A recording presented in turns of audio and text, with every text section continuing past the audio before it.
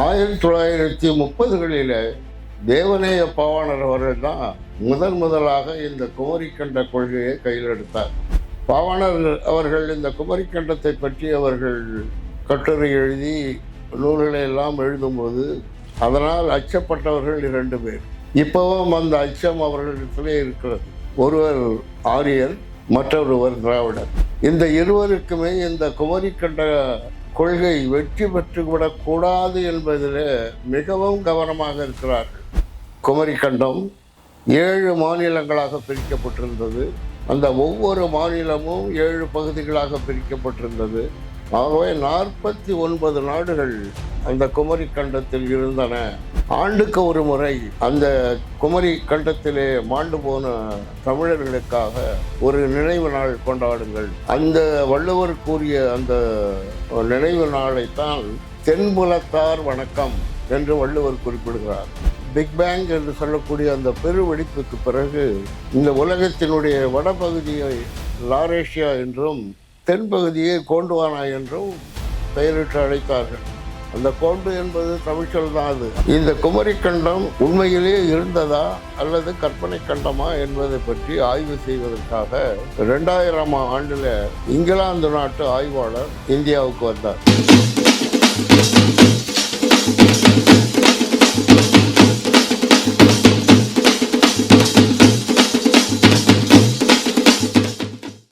கூடியிருக்கின்ற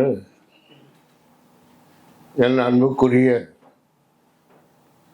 ஈழத்தமிழ் உறவுகளே, தாய் தமிழ் உறவுகளே, தமிழின்பால் பற்று கொண்டு தமிழினுடைய வரலாற்றை அறிந்து கொள்ளுகின்ற ஆவலிலே இங்கே குழுமியுள்ள என் உறவுகள் அனைவருக்கும் முதற்கண் என்னுடைய வணக்கத்தை தெரிவித்துக் கொள்கிறேன். இந்த அரிய நிகழ்வுக்கு ஏற்பாடு செய்தவர்களை நான் பாராட்டுகிறேன், வரவேற்கிறேன். குறிப்பாக கடந்த 1 மாத காலமாக நான் இங்கே தங்கியிருப்பதற்கு வேண்டிய அனைத்து வசதிகளையும் செய்து கொடுத்த ஐயா லோகன் ஐயா அவர்களே, தம்பி முத்தரசு அவர்களே, தம்பி முரளி அவர்களே, இந்த நிகழ்ச்சிக்கு ஏற்பாடு செய்திருக்க பொறுப்பாளர்களே, உங்கள் அனைவருக்கும் என்னுடைய வணக்கத்தையும் வாழ்த்துக்களையும் தெரிவித்துக் கொள்கிறேன். ஒருவர் எத்தனை புத்தகங்கள், எத்தனை நூல்கள் எழுதினார் என்பது அது கேள்வி அல்ல. என்ன எழுதினார் என்பதுதான் கேள்வி. நூற்றுக்கணக்கான கதைகளையும் நாவல்களையும் எழுதுவது என்பது அது வணிக நோக்கம் கொண்டது. பொதுவாக என்னுடைய உரை ஒரு சிரிப்பு மூட்டுகின்ற, இந்த பட்டிமன்றம் போல் ஒரு மகிழ்வூற்றுகின்ற ஒரு நிகழ்வாக இருக்காது. ஏனென்று சொன்னால், நாம் பேச இருக்கின்ற அல்லது கொடுக்க இருக்கின்ற செய்திகள் எல்லாம் முழுக்க முழுக்க தமிழருடைய வரலாறு பற்றியது. 19ஆம் நூற்றாண்டிலே இந்த குமரிக்கண்டம் என்ற அந்த கொள்கை பற்றிய செய்தி புறநானூற்றிலே இருந்தது, கலித்தொகையில் இருந்தது, வள்ளுவர் கூட கூறியிருக்கிறார், சிலப்பதிகாரம் கூறுகிறது, இறையனார் அகப்பொருளுரை கூறுகிறது. இவ்வளவு நூல்கள், இலக்கியங்கள் கூறியிருந்தாலும் கூட 19ஆம் நூற்றாண்டில் இந்த குமரிக்கண்டம் என்ற தமிழருடைய தாய் நிலம் பற்றி எந்த தமிழ் அறிஞரும் பேசவும் இல்லை, எழுதவும் இல்லை.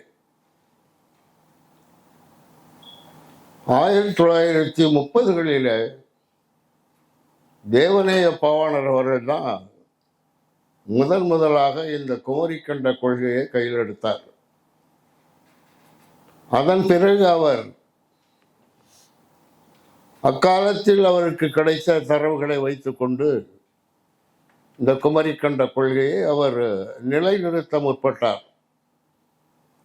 ஆனால் அவர் வாழ்நாளிலே அவருக்கு ஒரு வரவேற்பும் கிடைக்கவில்லை, வெற்றியும் கிடைக்கவில்லை. தமிழ்நாட்டிலே பொதுவாக வாழுகின்ற தமிழ் அறிஞர்களை எவரும் மதிப்பதில்லை. செத்த பின்பு சிலை வைப்பார்கள்.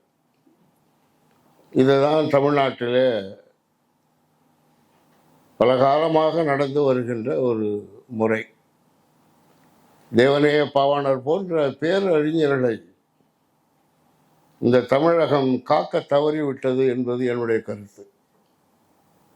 ஆகவே இந்த குமரி கண்டத்தை பற்றி பேசுவதென்பது பாவாணர் காலத்தை விட ஏறக்குறைய இன்றைக்கு ஒரு நூற்றாண்டு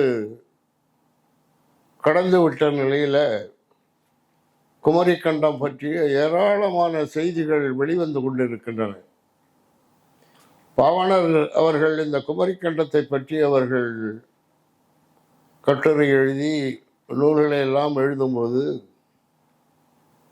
அதனால் அச்சப்பட்டவர்கள் 2 பேர். இப்பவும் அந்த அச்சம் அவர்களிடத்திலே இருக்கிறது. ஒருவர் ஆரியர், மற்றொருவர் திராவிடர். இந்த இருவருக்குமே இந்த குமரி கண்ட கொள்கை வெற்றி பெற்றுவிடக்கூடாது என்பதில் மிகவும் கவனமாக இருக்கிறார்கள். இந்த இருவருமே இந்த குமரி கண்ட கொள்கையை பற்றி பேசவே மாட்டார்கள்.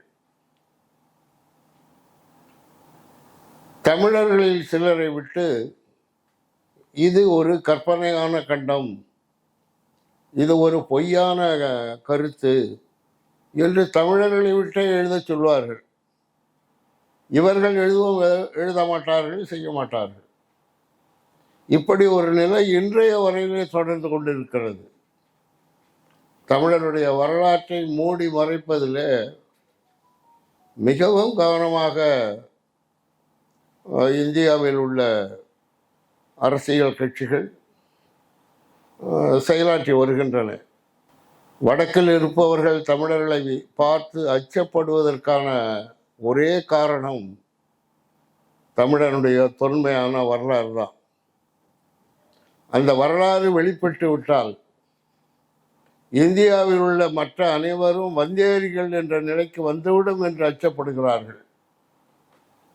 2 ஆண்டுகளுக்கு முன்பு கூட வங்காளத்தினுடைய முதலமைச்சர் மம்தா பானர்ஜி அவர்கள் இந்த நாட்டிற்கு உரிமை கொண்டாட வேண்டும் என்றால் அந்த உரிமை தமிழர்களுக்கு மட்டும்தான் உண்டு என்று ஒரு பொதுக்கூட்டத்திலே பேசினார்கள். ஆகவே தொன்மையான நம்முடைய வரலாற்றை மீட்டெடுக்கின்ற முயற்சியில் தான் நாம் இப்போ இறங்கியிருக்கிறோம். இந்த குமரி கண்ட வரலாறு 2000 ஆண்டுகளுக்கு முன்பு எழுதப்பட்ட தமிழ் இலக்கியங்களிலே காணப்படுகின்றன. ஆனால் அதை எவரும் பெரிதாக எடுத்துக்கொண்டதாக தெரியவில்லை. அது ஏதோ 10ஓடு 11 என்ற அளவிலே தான் அவர்கள் எடுத்துக்கொண்டார்கள். இறையனார் அகப்பொருள் மிக தெளிவாக குமரி கண்டம் பற்றிய செய்திகளை தருகிறது. உங்களில் எத்தனை பேர் அந்த இறையனார் அகப்பொருள் உரையை படித்திருப்பீர்கள் என்று எனக்கு தெரியவில்லை. குமரி கண்டம் 7 மாநிலங்களாக பிரிக்கப்பட்டிருந்தது. அந்த ஒவ்வொரு மாநிலமும் 7 பகுதிகளாக பிரிக்கப்பட்டிருந்தது. ஆகவே 49 நாடுகள் அந்த குமரி கண்டத்தில் இருந்தன. 7 குடகரை நாடு, 7 குடகரை நாடு, 7 முன்பாலை நாடு, 7 பின்பாலை நாடு, 7 தங்க நாடு, இப்படி 49 நாடுகளை பற்றிய செய்திகள் அந்த பொருளுரையில் இருக்கின்றன. இதற்கெல்லாம் தலைமையிடமாக குமரி கோட்டம் என்ற ஒரு பகுதி இருந்தது. ஆகவே 49 1 50 ஏறக்குறைய இன்றைய வட அமெரிக்காவில் உள்ள அமெரிக்க ஐக்கிய நாடுகள் போல அந்த கட்டமைப்பு அப்பொழுது செயல்பட்டு இருந்திருக்கிறது என்பதை இறையனார் அகப்பொருள் கூறுகிறது. அத்துடன் முதல் தமிழ்ச்சங்கம், இரண்டாம் தமிழ்ச்சங்கம், மூன்றாம் தமிழ்ச்சங்கம் என்று சில ஆண்டுகளை குறிப்பிடுகின்றது. முதல் தமிழ்ச்சங்கம் 4449 ஆண்டுகளும், இரண்டாம் தமிழ்ச்சங்கம் 3700 ஆண்டுகளும், இரண்டாம் தமிழ்ச்சங்கம் 1700 ஆண்டுகளும் நிலை பெற்றிருந்ததாக அந்த குறிப்புகளிலே, அகப்பொருள் குறிப்புகளிலே காணப்படுகிறது. இதில் ஒரு ஒற்றுமை நாம் காண முடிகிறது. இந்த இறையனார் அகப்பொருள் உரை கூறுகின்ற அந்த ஒரு சங்கத்தினுடைய ஆண்டு கணக்கையும் 37 வகுத்தோம்னா மீதியின்றி வகுப்படுது. 37 என்ற எண்ணால் வகுக்கும் போது அந்த ஆண்டு கணக்கு ஒவ்வொன்றும் மீதியின்றி வகுப்படுது. ஆகவே அதிலிருந்து என்ன தெரிகிறது என்று சொன்னால், அந்த 37 ஆண்டுகள் ஒரு தலைமுறை என்று தமிழர்கள் வகுத்திருந்தார்கள். அந்த அளவிலே தான் அந்த தலைமுறை கணக்கை வைத்து அந்த 3 சங்கங்களுடைய காலங்கள் அதிலே கணிக்கப்பட்டிருந்தன. இந்த இறையனார் அகப்பொருள் உரையை சரியாக அதை படித்து உரை எழுதுவதற்கு கூட ஆட்கள் இல்லாமல் போனார்கள். இப்படி இந்த இறையனார் அகப்பொருள் உரை சொன்ன செய்தி ஒரு புறம் இருந்தாலும், சிலப்பதிகாரம் தெளிவாக சொல்லுகிறது. பகருளி ஆற்றுடன் பன்மலை அடுக்கத்து குமரி கோடும் கொடுங்கடல் கொள்ள, மிக தெளிவாக சொல்கிறது. இந்த குமரி கண்டம் கொடுங்கடலால் அழிந்து போனது என்ற கருத்தை சிலப்பதிகாரம் முன்வைக்கிறது. இந்த பேரழிவில் ஏராளமான தமிழர்கள் மாண்டு போனார்கள். அந்த மாண்டு போன மக்களுக்கு அவர்களுடைய மறு உலக வாழ்க்கைக்கு உதவி செய்வதற்காக யாமன் என்ற ஒருவனை சிவன் தெற்கு மன்னனாக்கினான் என்று திருமந்திரம் சொல்கிறது. திருமூலர் கடவுள் வாழ்த்து பாடல்ல தென் திசைக்கோர் வேந்தனாம் என்ற கருத்தை முன்வைக்கிறார். புறநானூற்றிலே குமரிக்கண்ட அழிவின் போது நாம் ஏராளமான தமிழ் மக்களை இழந்து விட்டோம், தமிழ் மக்களுடைய எண்ணிக்கை குறைந்து விட்டது, ஆகவே பெற்றோர்களே அதிகமான பிள்ளைகளை பெற்றுக்கொள்ளுங்கள் என்று புறநானூறு சொல்கிறது. ஆக வள்ளுவர் என்ன சொல்றார், ஆண்டுக்கு ஒரு முறை அந்த குமரி கண்டத்திலே மாண்டு போன தமிழர்களுக்காக ஒரு நினைவு நாள் கொண்டாடுங்கள். அந்த வள்ளுவர் கூறிய அந்த நினைவு நாளைத்தான் தென்புலத்தார் வணக்கம் என்று வள்ளுவர் குறிப்பிடுகிறார். தென்புலத்தார் என்பவர்கள் நம்முடைய முன்னோர்கள், குமரி கண்டத்திலே இன்னுயிரை நீத்தவர்கள். இந்த குமரி கண்ட அழிவில் எப்படி ஈழத்தில் அந்த படுபயங்கர கொலை நிகழ்வு நடந்தது, நமக்கெல்லாம் எவ்வாறு ஒரு துன்பத்தை, நெகிழ்ச்சியை, சொல்ல முடியாத ஒரு வேதனையை அளித்ததோ, அதே அளவிற்கு ஈழத்திலிருந்து புலம்பெயர்ந்து போன தமிழர்கள் இன்று உலகெங்கும் வசதியாக வாழ்ந்து கொண்டிருக்கிறார்கள். அது மட்டுமில்லாமல் இந்த ஈழப்போருக்கு பிறகுதான் தமிழர்களுக்கு ஒரு உணர்ச்சி தோன்றியது. தமிழர் வரலாறு, நாம் தமிழர் என்ற ஒரு உணர்வு இந்த 2009 ஈழப்போருக்கு பிறகுதான், குறிப்பாக சொல்ல வேண்டும் என்றால் தமிழ்நாட்டிலே தமிழர் என்ற உணர்வு 2009க்கு பிறகுதான் தோன்றியது. ஆகவே இந்த தமிழ் உணர்வை தமிழர்கள் பெறுவதற்கும், அத்துடன் அந்த பேரழிவின் போது பல தமிழர்கள் கிழக்கிலும் வடக்கிலும் மேற்கிலும் பல நாடுகளில் புலம்பெயர்ந்து சென்று குடியேறினார்கள். இது குமரிக்கண்டம் அழிவு ஒரு பக்கம் நமக்கு கவலை அளித்தாலும், இப்படி நம்முடைய முன்னோர்கள் உலகெங்கும் பறந்து சென்று அங்கு புலம்பெயர்ந்து சென்று தமிழருடைய பண்பாட்டு கூறுகளை, தமிழருடைய நாகரிகத்தை, தமிழருடைய தெய்வ நம்பிக்கையை மேலை நாடுகளிலே ஊன்றினார்கள், விதைத்தார்கள். இது ஒரு வகையில் நம்முடைய தமிழர் உலகெங்கும் பரவுவதற்கு ஒரு வாய்ப்பாக அமைந்தது. ஒரு கெடுதல் வரும்போது அந்த கெடுதலின் பின்விளைவு ஒரு நன்மையாக கூட அமையலாம் என்பதற்கேற்ப இந்த குமரிக்கண்ட அழிவும் ஈழப்போரும் நமக்கு அண்மைக்கால சான்றுகளாக உள்ளன. சரி, இந்த குமரிக்கண்டம் எப்போது தோன்றியது? அதனுடைய கால அளவு என்ன?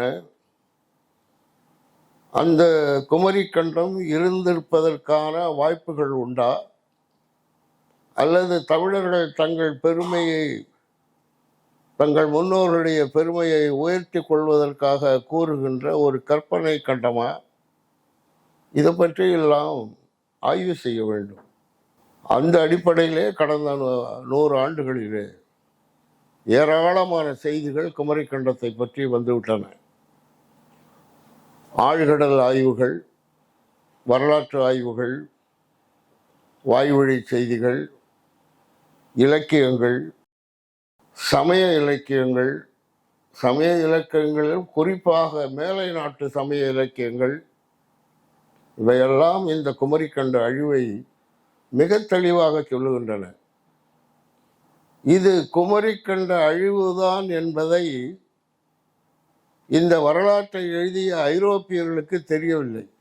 அவர் செய்திகளை கொடுத்தார்களே தவிர, அந்த செய்தி எந்த நாட்டோடு தொடர்புடையது, எந்த நிகழ்வோடு தொடர்புடையது என்பதெல்லாம் அவர்களுக்கு தெரியல.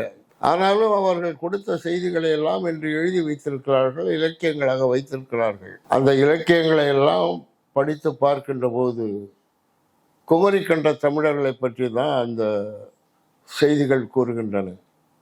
குறிப்பாக சொல்ல வேண்டும் என்றால் சுவேரி இலக்கியம், பாபிலோனிய இலக்கியம், எபிரேய மொழி இலக்கியம், கனானிய இலக்கியம், போனிஷிய இலக்கியம், அசீரிய இலக்கியம், எகிப்திய இலக்கியம், கிரேக்க இலக்கியம், இதெல்லாம் மேலை நாடுகளில் உள்ள இலக்கியங்களில் தமிழரை பற்றி ஏராளமான செய்திகள் அதில் பதிவு செய்யப்பட்டிருக்கின்றன.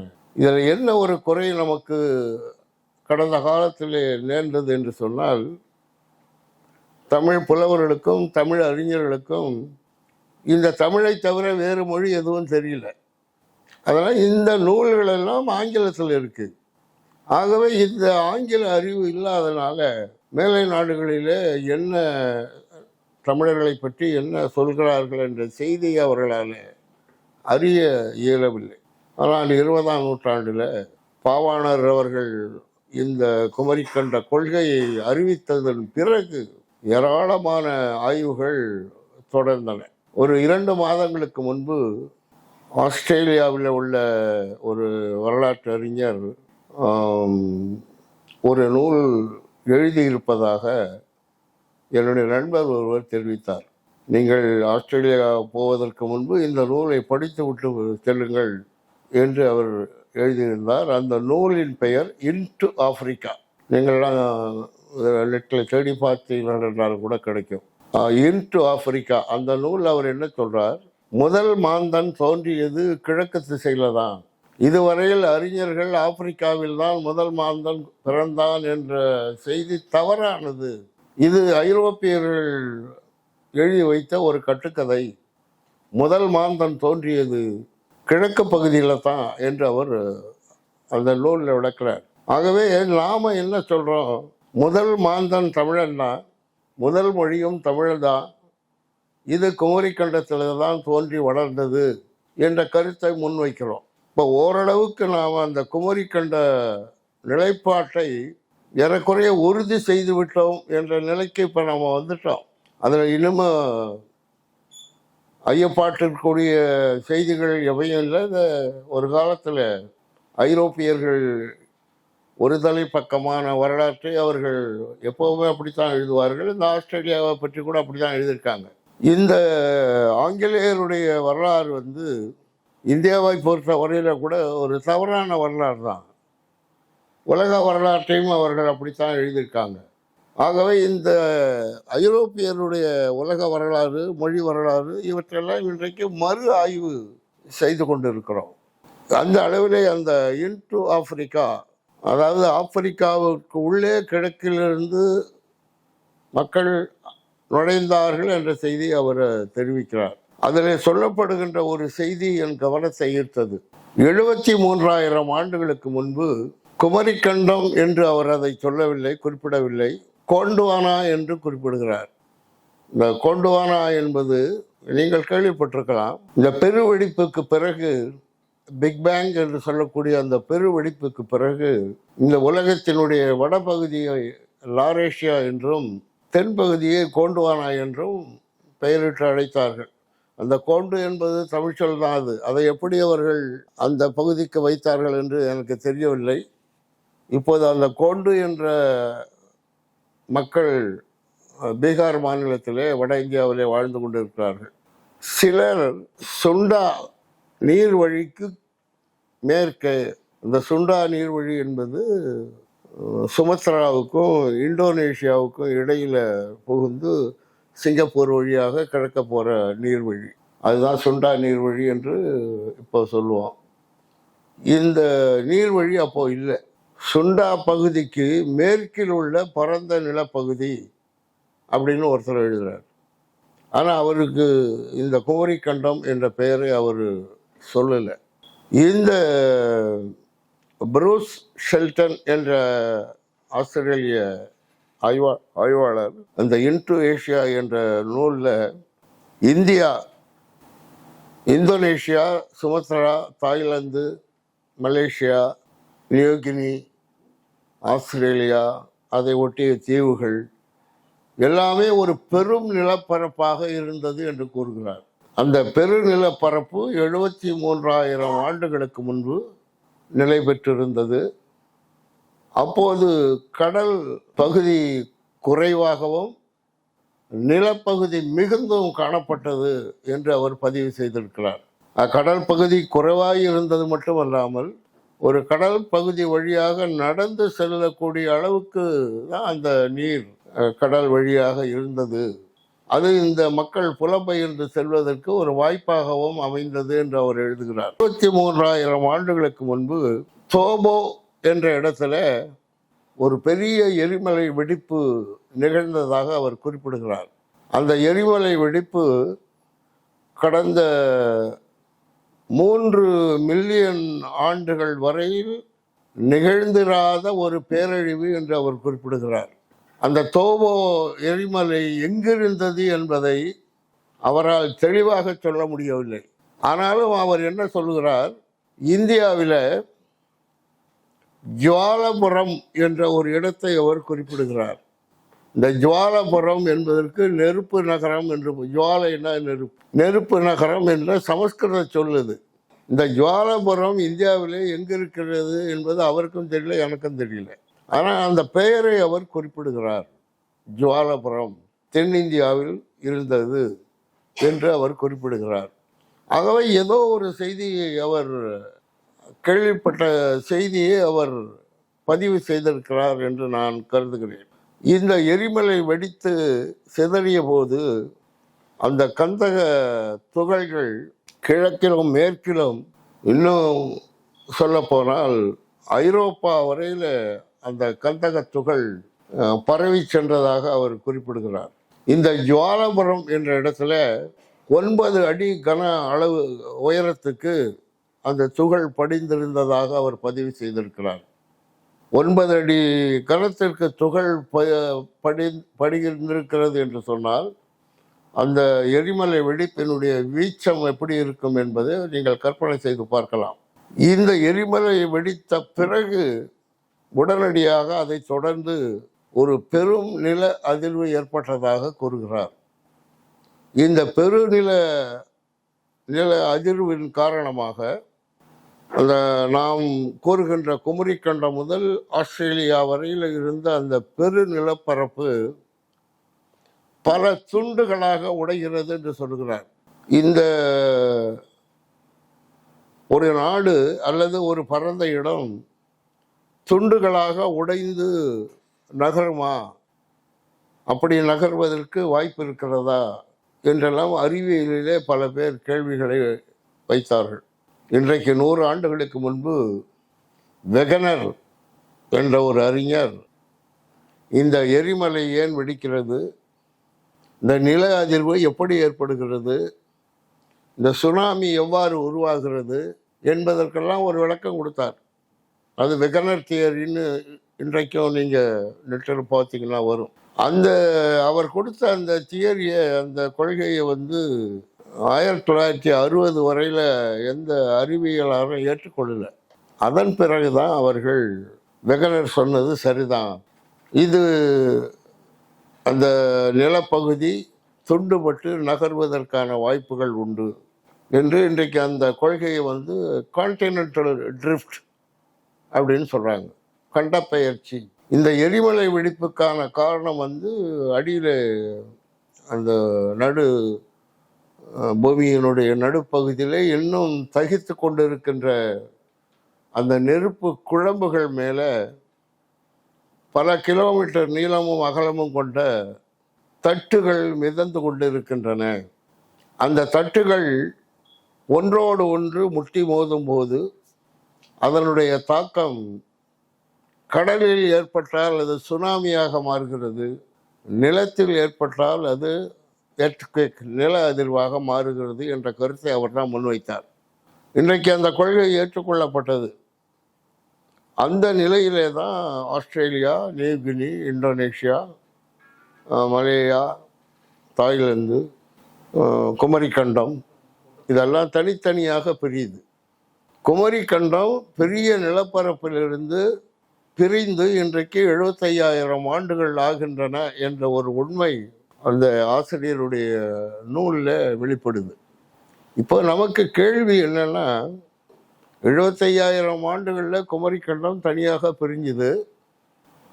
20,000 ஆண்டுகளுக்கு முன்பு தான் நமக்கு குமரிக்கண்டம் பற்றிய வரலாறுகள் கிடைக்குது. கிமு 20,000 ஆண்டுகளுக்கு பிறகு தான் நமக்கு வரலாறு கிடைக்கிது, உலக வரலாறு கிடைக்கிது.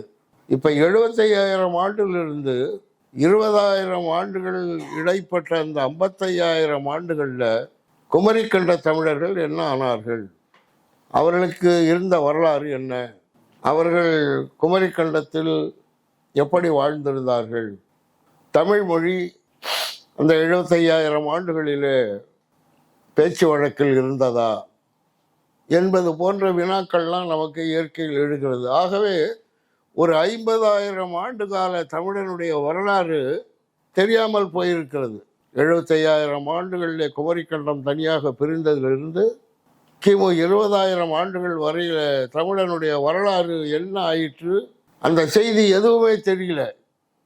50 ஆண்டு கால தமிழனுடைய வரலாறு மறைந்து போய்விட்டதா என்ற கேள்வி எல்லாம் எழுந்தபோது தான் இங்கு நான் ஆஸ்திரேலியாவுக்கு வந்த பிறகு இந்த பழங்குடி மக்கள் இடத்திற்கெல்லாம் என்று ஆய்வு செய்த போது இந்த 50 ஆண்டு காலம் தெரியாத இடைவெளியை இங்கு இருக்கின்ற பழங்குடியினர் தான் நிரப்புகிறார்கள்.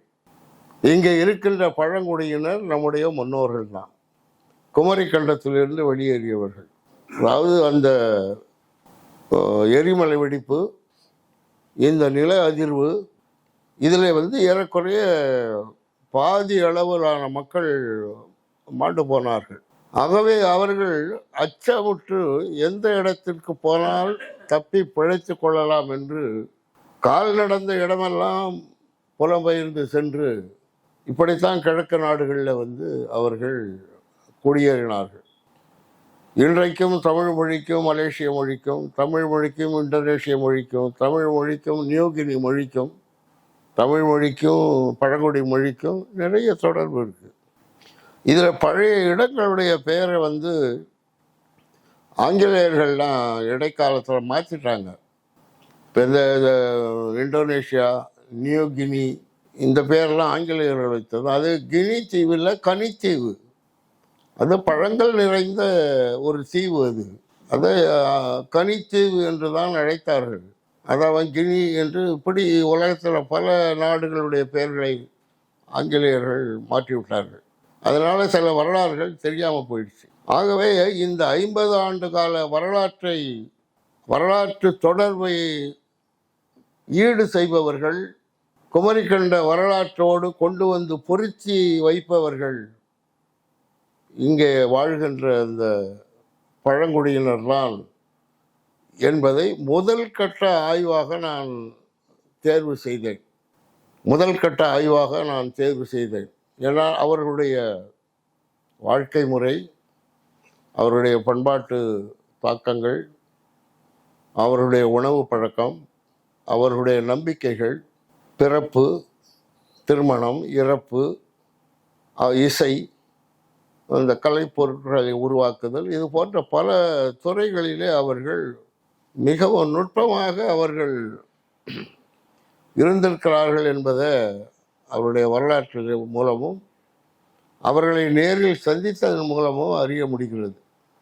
ஆகவே இது ஒரு பகுதி. நாம் இந்த பழங்குடியினர் வரலாறு குமரிக்கண்டத்திலிருந்து அவர்கள் பிரிந்து வந்தவர்கள் என்ற அளவிலே இப்போதைக்கு நீங்கள் ஏற்றுக்கொள்ளலாம். இது தொடர்பாக ஒரு ஆய்வு நூல் நான் எழுதப் போகிறேன். அநேகமாக அடுத்த ஆண்டு இறைவனுடைய அருள் இருந்தால் சிட்னி தமிழ் மன்றம் அந்த நூலை வெளியிடுவதற்கான ஏற்பாடுகளை ஐயா லோகன் ஐயா நாங்கள் செய்கிறோம் என்று சொல்லியிருக்கிறார்கள். ஆகவே இந்த தலைப்பை நிறுத்திவிட்டு மீண்டும் நாம் குமரிக்கண்டத்துக்கு வருவோம். இந்த குமரிக்கண்டம் உண்மையிலே இருந்ததா அல்லது கற்பனை கண்டமா என்பதை பற்றி ஆய்வு செய்வதற்காக 2000ஆம் ஆண்டில் கிரஹாம் ஹேங்காக் என்ற ஒரு இங்கிலாந்து நாட்டு ஆய்வாளர் இந்தியாவுக்கு வந்தார். அவர் 6 வயதிலிருந்து 18 வயது வரையில் தமிழ்நாட்டில் வேலூரில் இருந்தவர். அவருடைய தந்தையார் வேலூர் அந்த சிஎம்சி என்ற மருத்துவமனையில் டாக்டராக இருந்ததுனால அவர் ஏறக்குறைய 12 ஆண்டுகள் கிரஹாம் ஹேங்காக் தமிழ்நாட்டில் இருந்தார். அதில் இன்னும் சிறப்பான ஒரு செய்தி, அவருடைய மனைவியும் ஒரு தமிழ் பெண். இந்த அளவில் அவருக்கு தமிழர்கள் மீது ஒரு பற்று எப்பவுமே உண்டு. அவர் ஆழ்கடல் ஆய்வை பெரும்பாலும் நிகழ்த்துகிறவர்கள் எல்லாம் அந்த கடலில் மூழ்கிறவர்கள் உள்ளே சென்று பார்த்து என்னென்னது இங்கே இருக்கிறது என்று சொன்னால் அதை வைத்து அவர்கள் எழுதுவார்கள். ஆனால் கிரஹாம் ஹேங்காக்கை பொறுத்தவரையில் அவரே கடலில் மூழ்குவார்.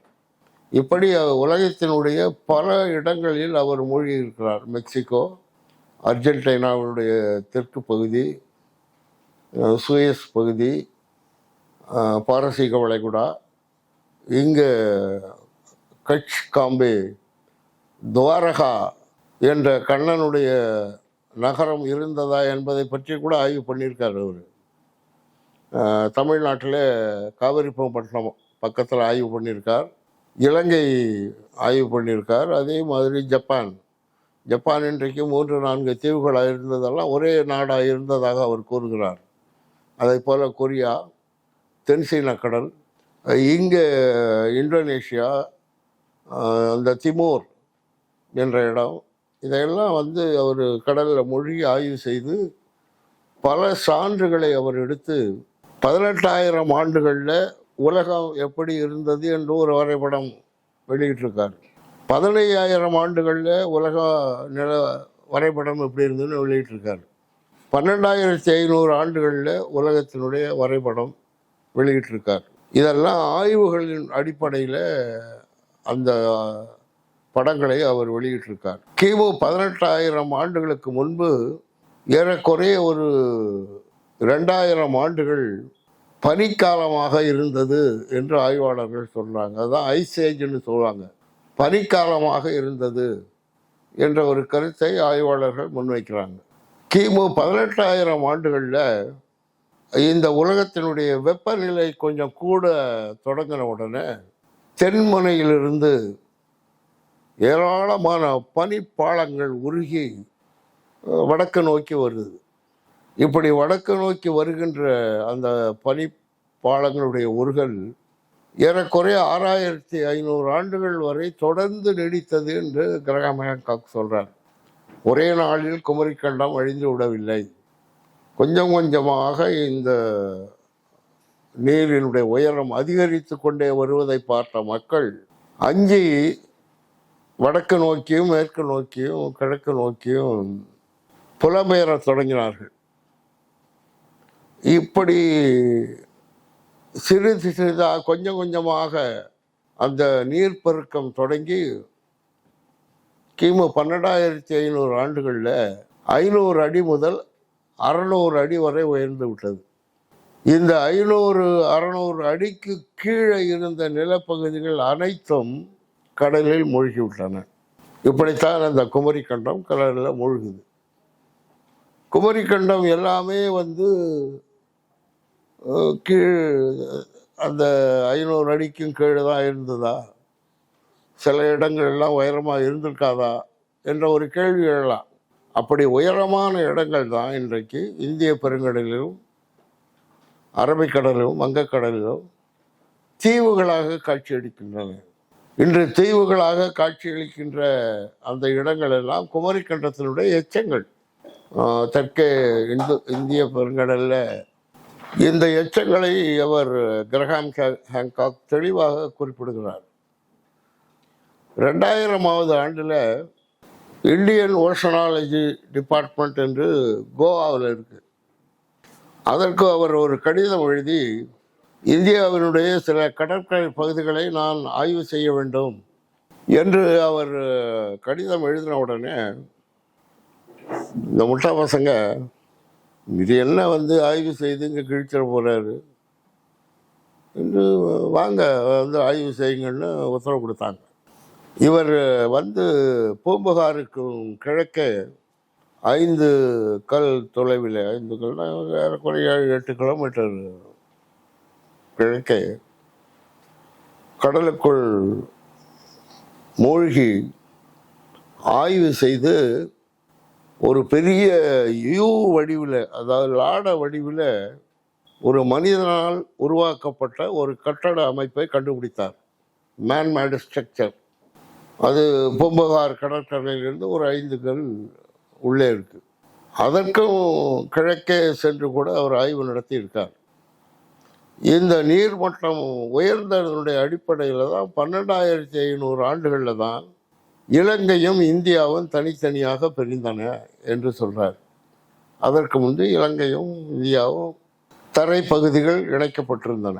இந்த பூம்புகாரில் அவர் எடுத்த ஆய்வுகளை அந்த நவீன அந்த படப்பிடிப்பு கருவிகளை கொண்டு 18 மணி நேரம் படம் எடுத்திருக்கார். கீழே கடலுக்கு அடியில் 18 மணி நேரம் படம் எடுத்து அந்த படங்களை எல்லாம் புகைப்படமாக மாற்றி பெங்களூரில் ஒரு நாள் அந்த புகைப்பட கண்காட்சியை நடத்தினார். மதியம் 2 மணிக்கு கோவாவிலேருந்து தகவல் வருது, அந்த கண்காட்சியை மூடுங்க என்று தகவல் வருது. ஏன்னா இந்த வரலாறு வெளியில் வந்துடக்கூடாது என்று அவ்வளவு அச்சப்படுறாங்க. கண்காட்சியை மூடுங்கன்னு 2 மணிக்கு தகவல் வருது. உடனே அதிகாரிகள் கண்காட்சியை மூடிட்டாங்க. 5 மணிக்கு அவருடைய விசா ரத்து செய்யப்படுகிறது. உடனே திரும்பி இங்கிலாந்து போங்கன்ட்டாங்க. எந்த நிருபரையும் செய்தியாளர்களையும் சந்திப்பதற்கு இடமே கொடுக்கல. உடனே கிளம்புங்கன்ட்டாங்க இங்கிலாந்துக்கு. வேற வழி இல்லாமல் அன்று இரவே அவர் இங்கிலாந்துக்கு புறப்பட்டு போயிட்டார். அங்கே சென்று அந்த கடலுக்கு அடியில் கிடைத்த சில பொருட்களை எல்லாம் அங்கே கிளன் மில்னே என்ற ஒரு அந்த ஆய்வறிஞர் இப்போவும் இருக்கார், 90 வயசுக்கு மேலே ஆகுது இப்போ அவருக்கு.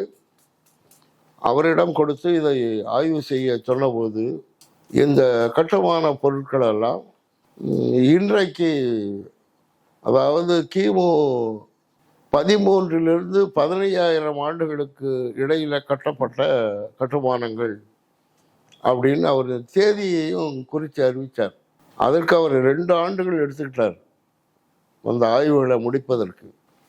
இதற்கு இடையில இவருடைய இந்த ஆய்வுகளுக்கான செலவை சேனல் 4 என்ற தொலைக்காட்சி நிறுவனம் இங்கிலாந்தில் இருக்குது. அந்த தொலைக்காட்சி நிறுவனம் தான் ஈழப்போர் உலகுக்கு வெளிப்படுத்தியதும் அந்த சேனல் 4 தான்.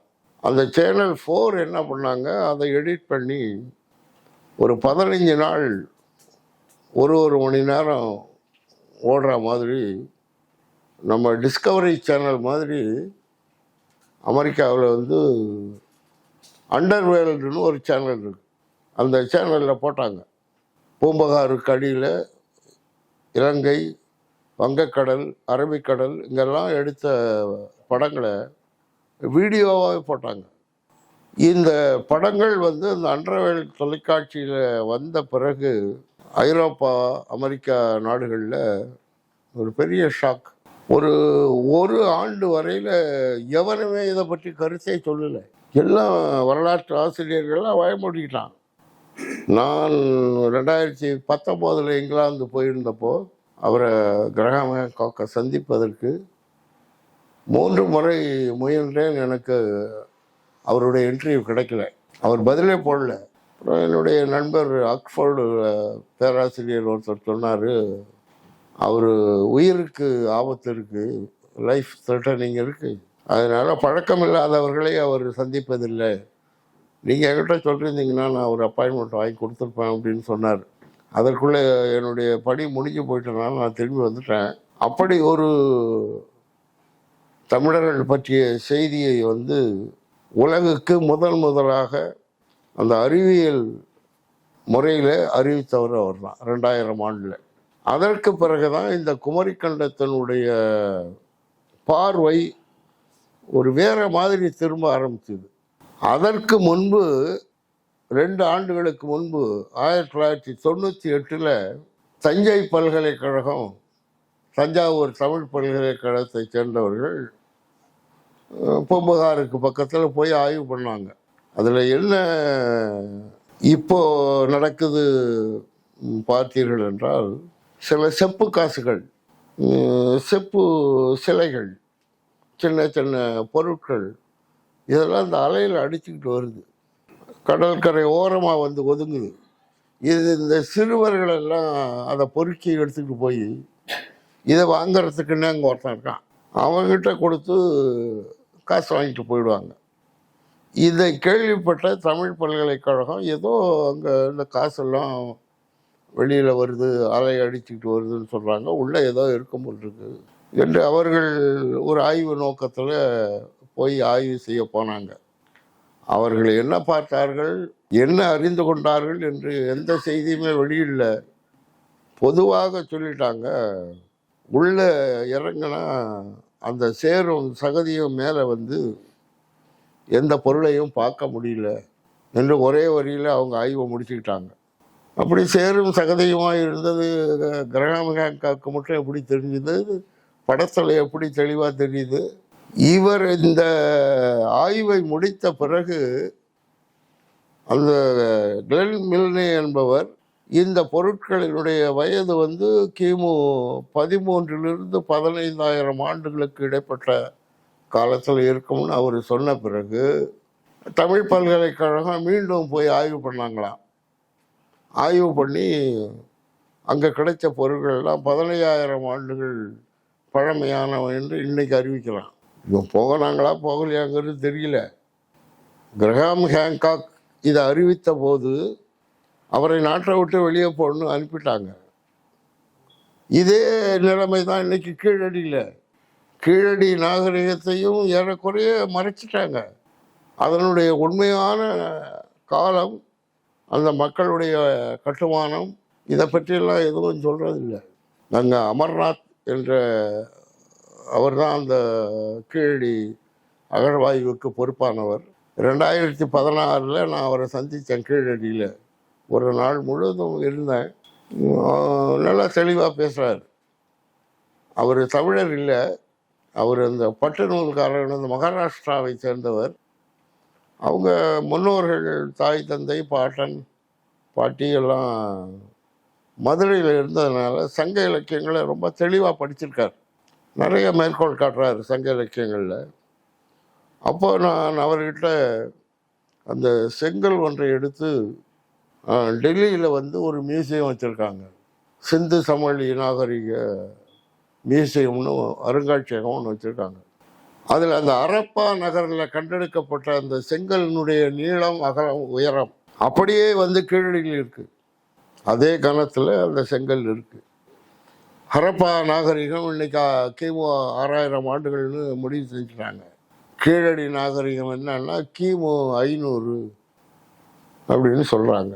அதாவது அவர் அமர்நாத் அவர்கள் என்னிடம் சொன்னது, ஐயா நான் உங்ககிட்ட எது வேணாலும் பேசலாம், ஆனால் ஒரு அறிக்கை கொடுப்பதற்கு எனக்கு அதிகாரம் இல்லை. இங்கே என்ன இருக்கோ இதெல்லாம் நாங்கள் டெல்லிக்கு அனுப்பிடுவோம். அங்கே அவர்கள் இதனுடைய காலத்தை அவர்கள் தான் அறிவிப்பாங்க, நாங்கள் அறிவிக்க முடியாது என்று அவர் தெளிவாக சொன்னார்.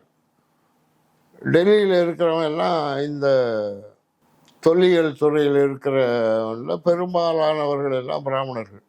அவர்கள் தமிழருடைய வரலாற்றை, அந்த காலத்தை எல்லாம் அவர்கள் தெரிந்தாலும் சொல்ல மாட்டார்கள். கீழடியில் ஐயா கூட முந்தா நாள் கேட்டாங்க, அந்த நானோ டெக்னாலஜி அங்கே கீழடியில் இருந்துதாமே உங்களுக்கு தெரியுமான்னு ஐயா, லோகன் ஐயா கிட்ட கேட்டாங்க. அந்த நானோ டெக்னாலஜி என்பது 1400 சென்டிகிரேடில் ஒரு பானையை சுடுறது, ஒரு மட்பாண்டத்தை அந்த உயர்ந்த வெப்பநிலையில் சூளையில் வச்சு சுட்டு எடுக்கிறது. அன்றைக்கு அதுக்கு நானோ டெக்னாலஜின்லாம் ஒன்றும் பேர் இல்லை. நீங்கள் எவ்வளவு தான் விறகை போட்டு எரித்தா கூட அந்த 1400 சென்டிகிரேடுக்கு உங்களுக்கு வெப்பத்தை கொடுக்க முடியாது. ஆனால் கீழடியில் தமிழர்கள் அந்த வெப்பத்தை கொடுத்து அந்த பானையை சுட்டிருக்காங்க.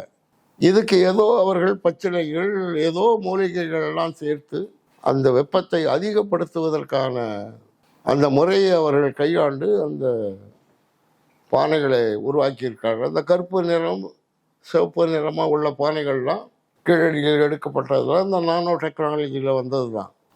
இது நானோ டெக்னாலஜி என்று கூட அதை வெளியே சொல்ல மாட்டாங்களாம், அதை மூடி மறைக்கிறாங்க. ஆகவே எந்த சூழ்நிலையில் நமக்கு பகைவர்கள்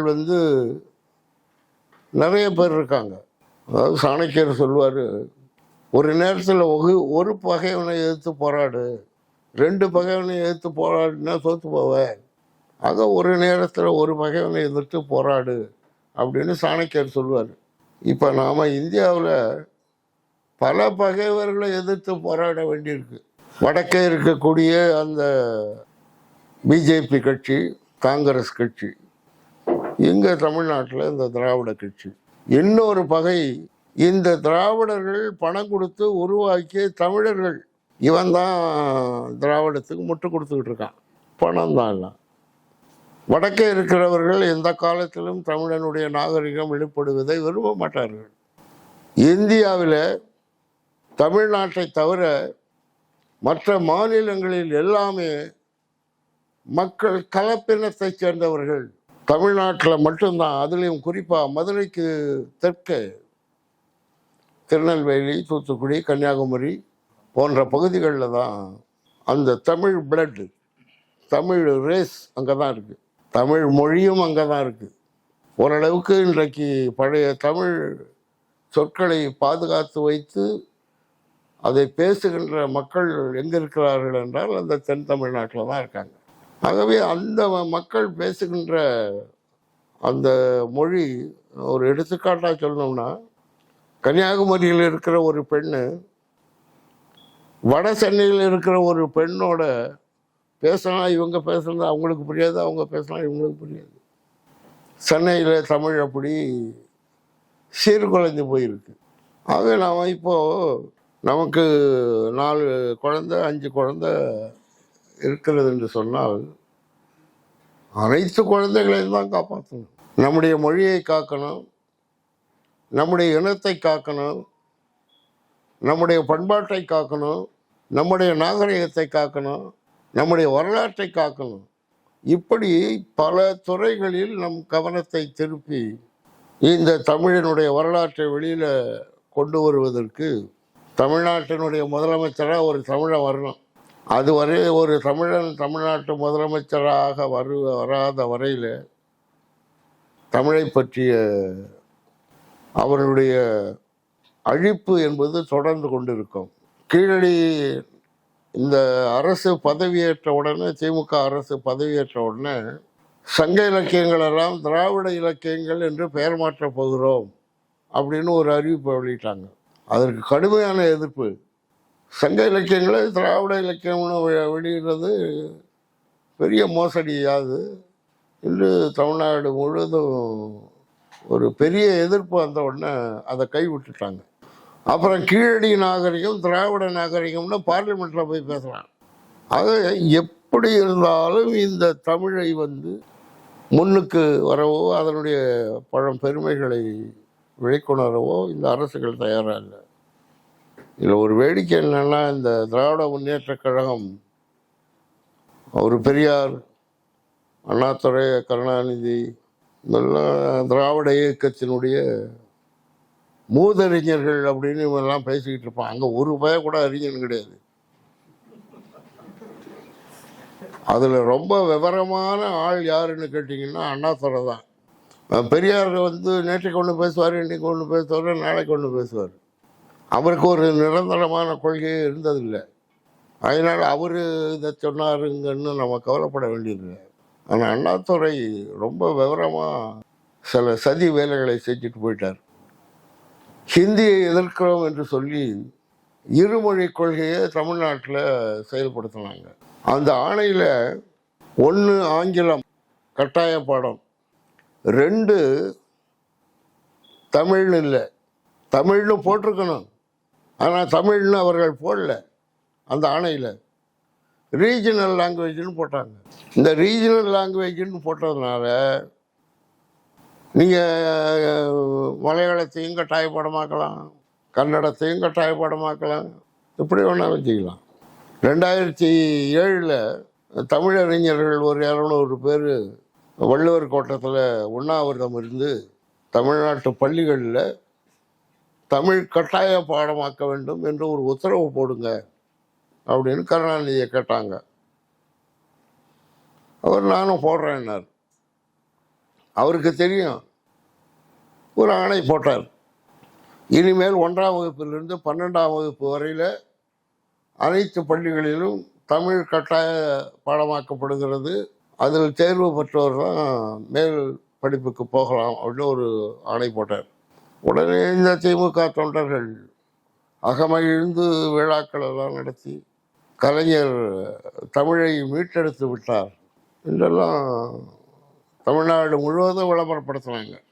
இந்த தனியார் பள்ளிகள், அந்த திராவிட ஆட்சியில் தொடங்கப்பட்ட அந்த தனியார் பள்ளிகள், அந்த சங்கத்தினுடைய தலைவர்கள் நீதிமன்றத்துக்கு போனாங்க.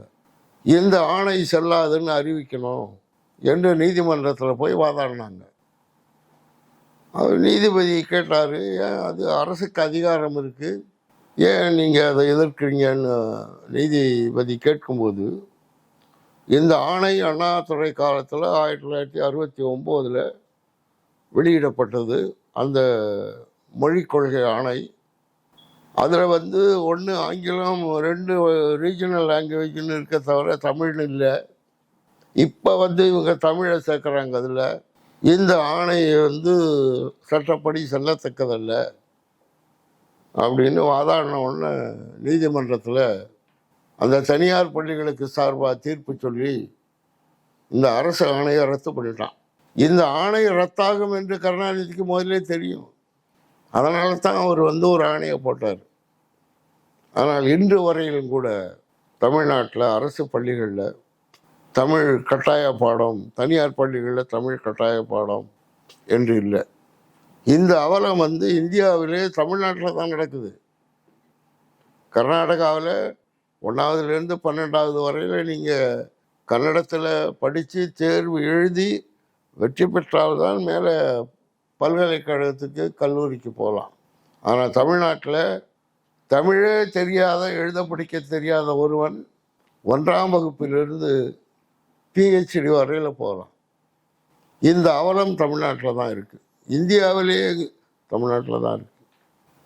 இப்படி ஒரு கேவலமான, தமிழருக்கு புறம்பான ஒரு ஆட்சியை நடத்தி கொண்டிருக்கிறார்கள் என்பதை இந்த அறிவுகட்ட தமிழர்கள் இன்னும் உணரவில்லை.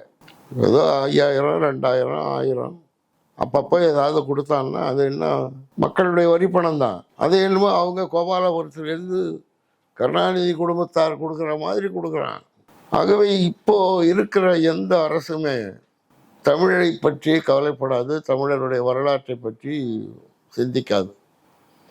எனக்கு ஐயா கூட, லோகனையா கூட அடிக்கடி சொல்லுவாங்க, இந்த காங்கிரஸ்காரனை விட பிஜேபிக்காரன் தேவனா ஐயாம்பாங்க. தமிழர்களை கருவறுத்தது அந்த காங்கிரஸ் கட்சி. அதை என்றைக்குமே வளர விடக்கூடாது.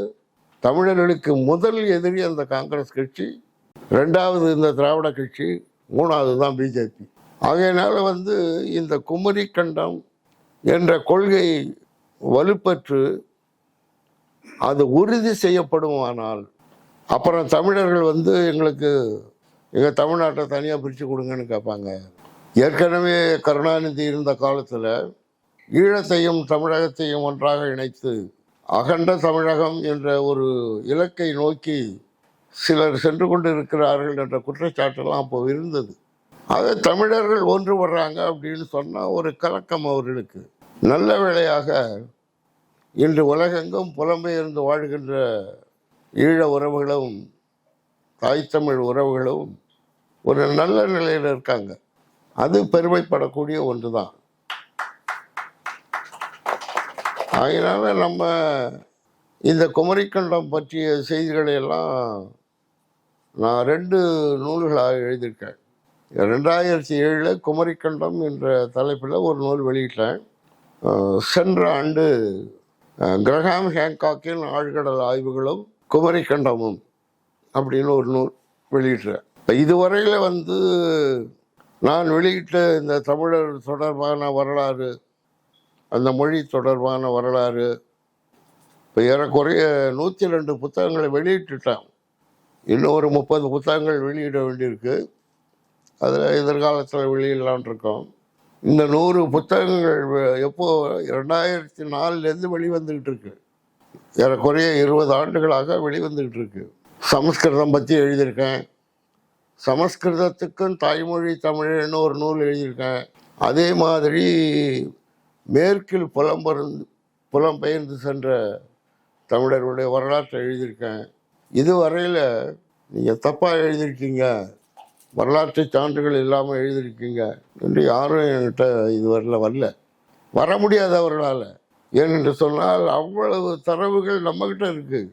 இவெல்லாம் காசு கொடுத்து, பணத்தை கொடுத்து பேராசிரியர்களாக வந்தவர்களுக்கு தமிழை பற்றி ஆய்வு செய்கின்ற தகுதியே கிடையாது.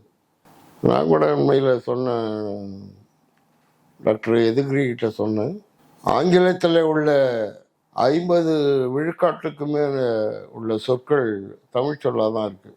ஏதோ ஒரு வகையில் மாறி மாறி சென்று அந்த தமிழ் மூலத்திலேருந்து தான் வந்திருக்கு. நீங்கள் உலகத்தில் எந்த மொழியை எடுத்துக்கொண்டாலும் தமிழினுடைய தாக்கம் அந்த மொழியில் இருக்கும். அது எந்த மொழியாக இருந்தாலும் நீங்கள் எடுக்கலாம். ஆப்பிரிக்காவில் செனகல்னு ஒரு நாடு இருக்குது, அவர்கள் பாதி தமிழ் தான் பேசுகிறாங்க. கேமரோன்னு ஒரு நாடு இருக்குது, அங்கேயும் இப்படித்தான் தமிழ் சொற்கள் இடையிடையே கலந்து தான் பேசுகிறாங்க. மாங்காய், புளியங்காய், தேங்காய் இதெல்லாம் ஆப்பிரிக்க மொழியில் இருக்குது. அந்த காமரோன் என்பது காமன் ஊர் என்ற சொல்லு தான் காமரோன்னு திருப்பி போட்டிருக்கு. தமிழில் காமம் என்றால் குடியிருப்புன்னு பொருள். காமம் இந்த காமம் என்ற சொல்லு தான் சமஸ்கிருதத்தில் கிராமம்னு வருது. கிராமம்னு, காமம் என்றால் குடியிருப்பு என்று பொருள், ஊர் என்று பொருள். இலங்கையில் பாருங்க கதிர்காமம், புதுச்சேரியில் ஒரு கதிர்காமம் இருக்கு.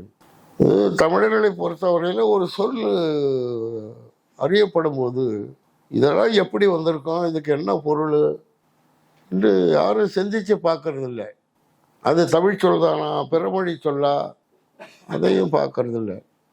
இன்றைக்கு என்ன ஒரு பெரிய சிக்கல்னா, பேராசிரியர்கள்ட்டே எது தமிழ் சொல் எது பிறமொழி சொல்னு அவர்களால் கண்டுபிடிக்க முடியல. கருணாநிதி 2008 வந்து சமச்சீர் கல்வின்னு ஒரு திட்டத்தை அறிமுகப்படுத்தினார். அதில் 1வது பாட புத்தகத்தில், தமிழ் பாட புத்தகத்தில் 28 பிறமொழி சொற்கள் இருக்குன்னு நான் எழுதி தமிழ் வளர்ச்சித்துறைக்கு அனுப்பினேன். அப்போ அந்த 28 சொற்களையும் படிக்கிற மாணவர்கள் அது தமிழ் சொல்லுதான் நினச்சிக்கிட்டே படிப்பான். இந்த பாட நூலை தயார் பண்ணுறதுக்கு எக்ஸ்பர்ட் கமிட்டின்னு போட்டு ஒரு 20 பேர் இருக்கான். அவன் பேரெல்லாம் போட்டிருக்கான் அந்த புத்தகத்தில். இவனுக்கெல்லாம் தமிழ் தெரிஞ்சுதா தெரியலன்னு தெரியல. இப்போ ஒரு எடுத்துக்காட்டு சொல்கிறேன். சுத்தம் சோறு போடும் அப்படின்னு ஒரு பழமொழி இருக்குது. சுத்தம் என்பது தமிழ் சொல் இல்லை. அப்புறம் எப்படி இதை பாடநூலில் சேர்க்கலாம்? தமிழில் சுதை என்றால் தூய்மைன்னு பொருள். இந்த சுதை என்ற சொல்லு தான் வடக்க போய் ஷுத்துன்னு வருது. அந்த ஷுத் என்ற சொல்லை இவன் திரும்பி வாங்கிக்கிட்டு சுத்தம்ங்கிறான். இந்த மாதிரி ஆயிரக்கணக்கான சொற்கள் வடக்கு தமிழிலிருந்து வடக்க போய் வடக்க இருந்து திரும்பியும் தமிழில் மாதிரி வந்து சொல்லப்படுது. அதனால் நிறைய செய்திகள் தமிழை பற்றி, தமிழருடைய வரலாறு, தமிழருடைய எண்ணியல், தமிழருடைய வானியல், இதை பற்றிலாம் பல தலைப்புகளில் மணிக்கணக்கில் பேசலாம். அவ்வளவு செய்திகள் தமிழன்ட்ட இருக்கு. ஆனால் என்ன,